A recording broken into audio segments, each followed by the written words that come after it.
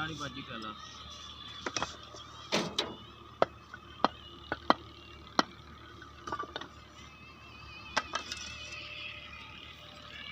लेकिन बनने लायक है और आखिर तेरी चाल तेरे पास से निकला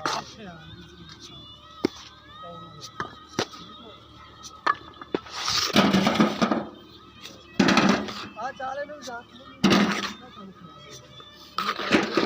ये सिर्फ हां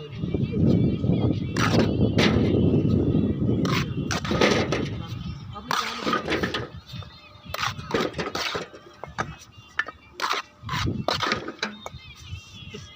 ये तुझे बात है हां यार वो बच्चा भाई ये मैंने अच्छा काम किया